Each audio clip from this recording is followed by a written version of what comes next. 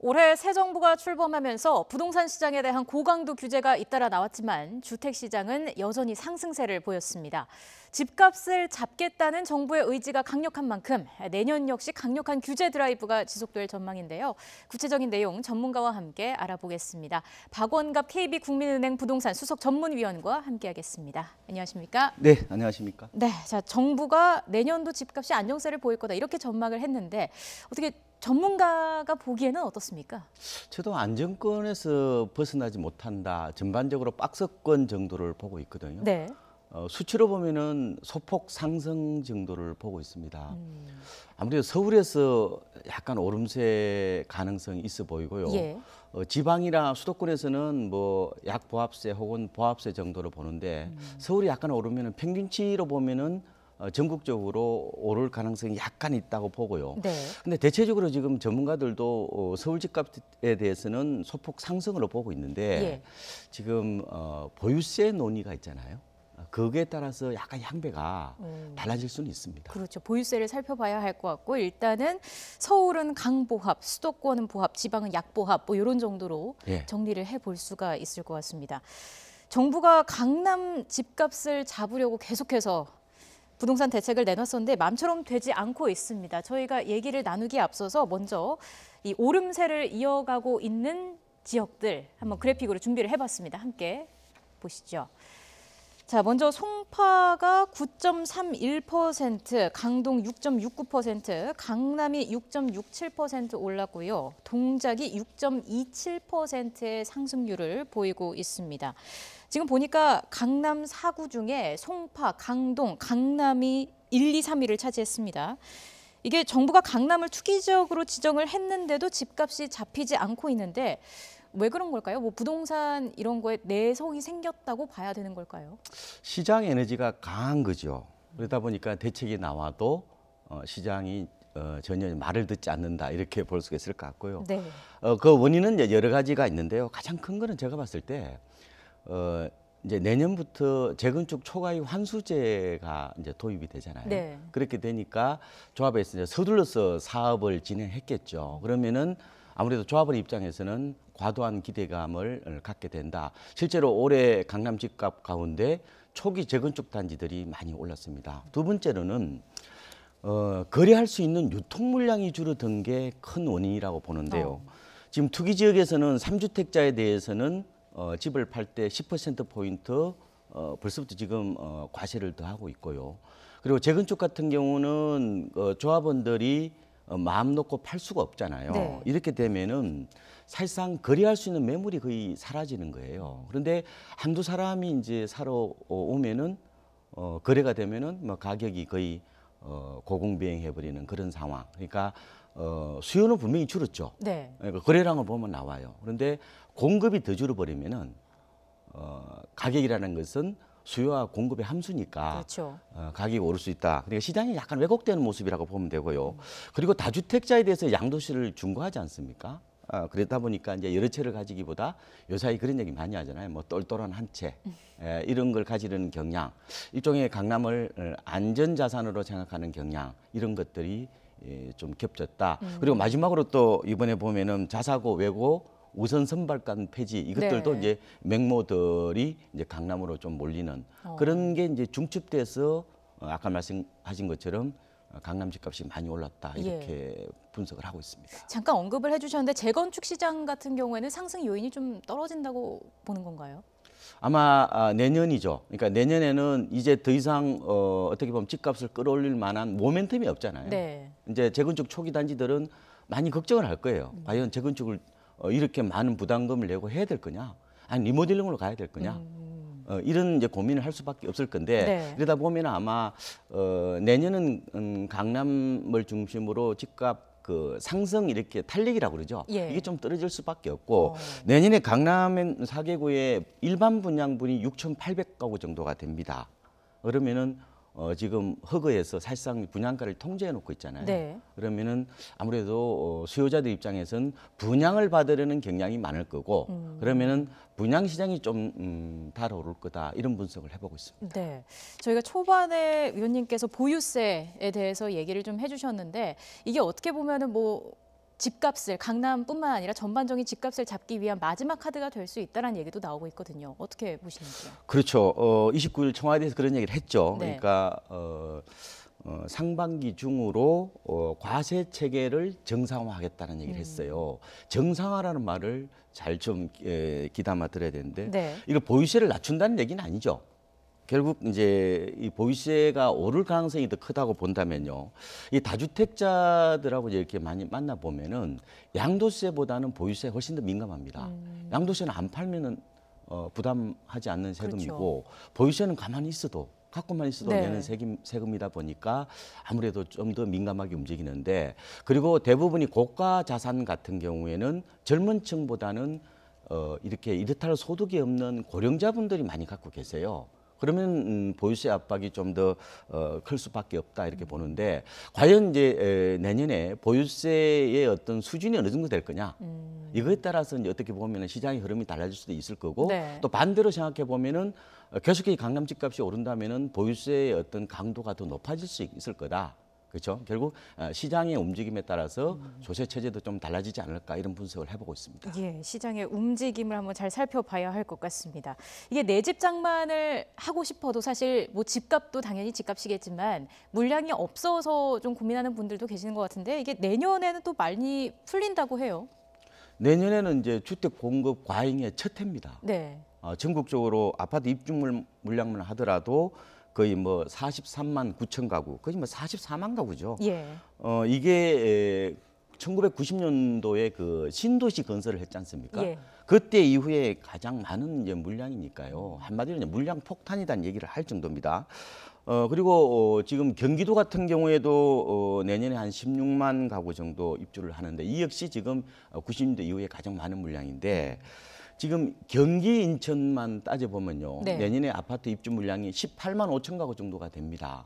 이게 이제 어느 정도 많으신지 감이 잘 안 오실 네. 거예요. 그런데 2012년에 하우스푸어 사태가 일어났단 말이에요. 그때 전국 아파트 입주 물량보다 6천 가구가 많아요. 경기 인천의 아파트 입주 물량만 이렇게 홍수를 이루기 때문에 이 물량이 많으면 반드시 후유증을 겪을 수밖에 없다고 봅니다.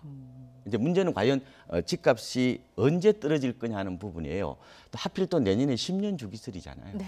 이런 얘기가 나오는데 제가 생각으로는 공급 과잉 첫 해에는 집값이 크게 떨어지지는 않습니다.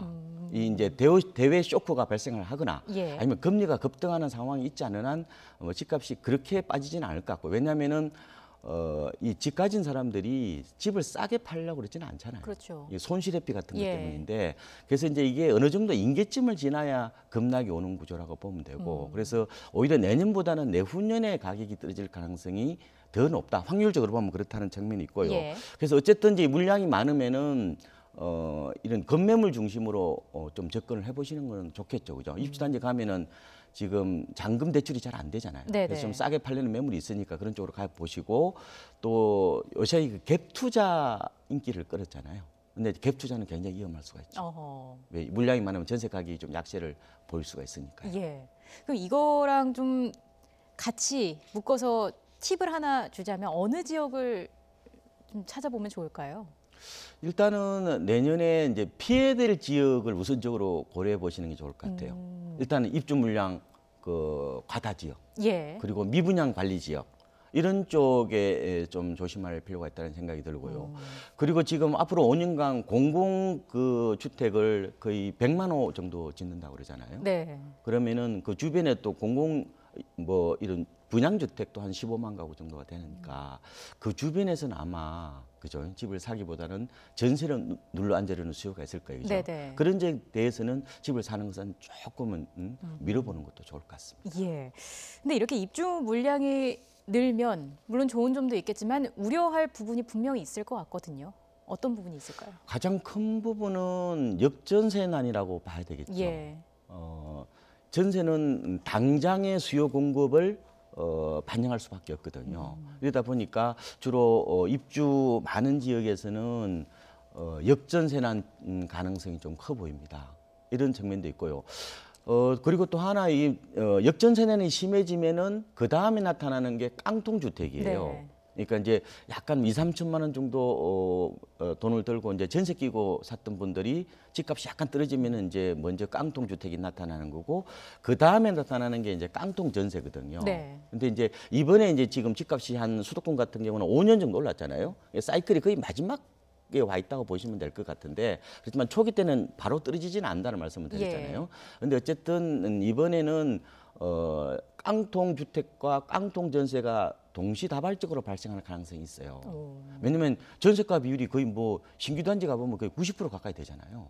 그렇죠? 그런 위험성이 있기 때문에 어쨌든 입주 공급 과잉지에서는 이런 집을 사는 그 부분도 좀 신중하시고 또 전세 들어가는 부분에 대해서 전세값이 좀 빠질 수가 있어요. 그래서 그런 부분도 좀 조심하는 게 좋을 것 같습니다. 예, 공급 과잉으로 인해서 역전세 난 깡통 주택 등이 우려가 되고 있습니다. 자, 올 한 해 저희가 앞서서도 뉴스로 전해드렸습니다만 시중은행의 주택담보대출 금리가 많이 뛰어 올랐거든요. 근데 이게 내년에도 금리 상승은 물론이고요. 주택담보대출 한도 또한 줄어든다고 해요. 그렇죠. 뭐 내년 2월부터 신 DTI라고 그래서 네. 종전 DTI보다 훨씬 더 강화된 대출이 적용이 되고 또 금리도 한두 차례 정도 오른다는 얘기들이 많지 않습니까? 이럴 경우에 과연 어떻게 할 거냐 하는 문제인데 시장 전체로 보면요. 부동산에 유입되는 자금의 총량이 줄어드는 거예요.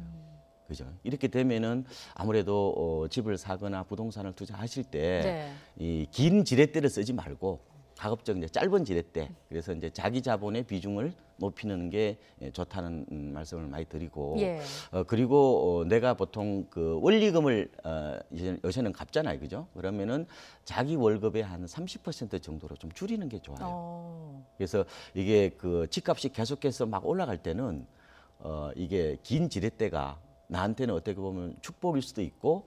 또 그게 가장 그 잘하는 재테크 방법일지는 모르지만 지금처럼 이제 집값이 약간 이제 위축기로 접어드는 그런 상황에서는 아무래도 이렇게 안전한 게 최고다 이런 말씀을 좀 드리고 싶어요. 예, 자기 자신에게 가장 잘 맞는 전략을 좀 잘 세워야 할 것 같습니다. 예. 자, 앞서서 저희가 보유세 얘기를 좀 해봤는데요. 집을 2채 이상 갖고 있는 다주택자분들 고민이 상당할 것 같습니다. 여기에 또 내년부터는 양도세 부담도 커진다고 하죠. 그렇죠. 이 지역이 이제 전국적으로 다 시행되는 게 아니고요. 예. 한 40곳, 그러니까 서울을 비롯한 40곳 조정 대상 지역에서 이제 해당이 됩니다. 그래서 내년 4월부터 이제 다주택자들이 집을 팔 때 2주택자 기준으로는 10% 포인트 더 매기고 또 3주택자는 20% 포인트 더 또 세율이 올라가고요. 장기 보유 특별 공제도 해주지 않는다는 것도 굉장히 어떻게 보면 부담이 될 수밖에 없는데 이렇게 되면은 뭐 세금을 떼고 나면은 뭐 큰 실익이 없는 거죠. 뭐 이래서 아무래도 지금 조정 대상 지역에 집을 여러 채 갖고 있는 분들 입장에서는 조금 서둘러야 되는 어떤 그런 상황들이 있는 것 같습니다. 만약에 매각을 하려고 생각을 하면요. 내년 3월 말까지 잔금을 쳐야 된다는 거예요. 그러면 계약부터 잔금까지 한 달에서 2달 정도 걸리지 않습니까? 그러면 지금 계약을 해야 된다는 거예요. 내일부터 1월이잖아요. 그래서 만약에 매각 쪽으로 방향을 선회했다면은 좀 서둘러야 된다는 생각이 들고 그렇지 않고 뭐 조정 대상 지역 바뀌다. 뭐 이런 경우라면은 뭐 세율이 크게 달라지는 건 없잖아요. 그거는 이제 4월 이후에 천천히 매각을 해도 된다. 이렇게 좀 정리를 하면 될 것 같습니다. 자, 내년도 청약 시장은 어떨지 저희가 한번 또 같이 전망을 해보도록 하겠습니다. 청약이나 분양을 받았을 때 다시 집을 되파는 경우도 있는데 뭐 상황이 여의치 않아서 그럴 수도 있겠지만은 분양권 프리미엄을 노리는 투자자들도 분명히 존재하거든요. 근데 이젠 또 이게 쉽지 않을 거라고 하는데 어떻게 보시는지요? 조심하셔야 돼요. 특히 조정 대상 지역을 항상 염두에 두셔야 돼요. 조정 대상 지역은 아까 다주택자들을 말씀드렸고 이제 분양권 세율도 올라가거든요. 그래서 내년 1월 1일 그러니까 내일이죠. 내일부터 이걸 팔 때는 양도세율이 이제 50%로 올라가게 되니까요. 그 동안에는 보면은 분양을 받아서 입주할 즈음이 보통 2년 정도 지나거든요. 그러면 보통 6에서 40% 정도를 매겨서 세금 부담이 크지는 않았어요. 근데 이제 내년부터는 무조건 50%를 적용하기 때문에 특히 조정 대상 지역에서는 사실상 이제 분양권 거래 자체가 거의 아마 중단되는 모습이 나타나지 않을까 예. 이런 생각들도 해보고 있습니다. 예, 아파트 분양권을 팔 때 좀 신중해 볼 필요가 있을 것 같습니다. 자, 청년들의 경우에는 또 내 집 마련을 하는 데 있어서 많이 힘들다 이런 목소리도 나오고 있는데 신혼부부들의 부담이 조금 덜어지게 될까요? 신혼희망타운 내년부터 5년 동안 7만 가구를 공급을 합니다. 수도권에만 4만 7천 가구 정도를 공급하는데 이게 아마 내년 부동산 시장의 히트 상품이 될 가능성이 높아요. 일단은 주변 시세의 80% 수준입니다. 그리고 뭐 공동 육아시설 같은 이런 여러 가지 그런 인프라도 잘 갖춰져 있고 네. 그리고 어차피 위치가 뭐 위례 신도시라든지 뭐 수서 역세권 뭐 과천 이런 그 지식정보타운 같은 한마디로 알짜 지역이에요. 네. 이런 지역에서 이렇게 분양을 하는데 아파트 평수가 보니까 크지는 않더라고요. 뭐 18평에서 뭐 25평 정도 돼요. 딱 살기 좋잖아요. 예. 그래서 이쪽에 이제 수요자들이 좀 많이 관심을 가질 것 같아요. 근데 이게 보니까 기준이 연소득 7천만 원 이하인데 맞벌이의 부부에는 이걸 넘는 경우가 많단 말이죠. 이런 경우에는 좀 기준이 현실성이 떨어진다 이런 지적도 나오고 있습니다. 네, 그런 어떻게 얘기가 나와요. 보시는지요? 7천만 원도 이제 이게 세전이에요. 네. 그러다 보니까 아무래도 민감할 수밖에 없는데 이번에 어쨌든 이에 대해서 약간 좀 불만을 제기하는 분들이 많더라고요. 네. 그래서 한 번 더 이제 의견을 수렴해서 이걸 완화하는 방안까지도 한번 검토를 해봤으면 좋겠다 이런 생각을 하고 있고요. 어쨌든 신혼희망타운 같은 경우는 이번에 분양을 받으려면 종전에는 이제 결혼한 지 5년 이내에 됐었잖아요. 네. 이제 7년으로 늘어났고 예. 또 자녀가 없어도 청약을 할 수 있겠죠. 있는데 이제 다만 이제 2순위로 밀린다는 그런 허문이 있지만 어쨌든 결혼한 지 얼마 안 되시는 분들은 가급적 기존 매매 시장 집값이 많이 올랐잖아요, 지금. 네. 그래서 이거보다는 좀 분양 쪽에 좀 관심을 가져보시고 특히 이번에 신혼 특별 분양도 이 공공택지는 30%, 민간택지 있잖아요. 네. 그것도 이런 데서도 20%로 늘어났어요. 그래서 아무래도 이런 분양 쪽에 좀 답을 찾아보는 게 좋을 것 같습니다. 예. 이 부동산 규제가 주택 시장에 초점이 맞춰지면서 이제는 규제를 벗어난 이 수익형 부동산으로 눈 돌리는 분들이 많이 늘어났는데 근데 또 내년부터 수익형 부동산 규제책도 마련된다고 하죠. 가장 큰 게 이제 어떻게 보면 DTI는 많이 들어보셨죠. 그런데 이제 RTI라는 게 있어요. 네. 이게 임대업 이자 상환 비율이라고 보면 되는데, 그러니까 임대료를 이자 내는 것 정도 몇 배 정도 되느냐는 거예요. 그래서 보통 주택은 1.25배 정도, 그다음에 비주택은 한 1.5배 정도 되는데, 그러니까 종전에 보통 보면 이게 상가 건물을 사잖아요. 네. 그러면 대출을 보통 매입가의 50% 정도 내요.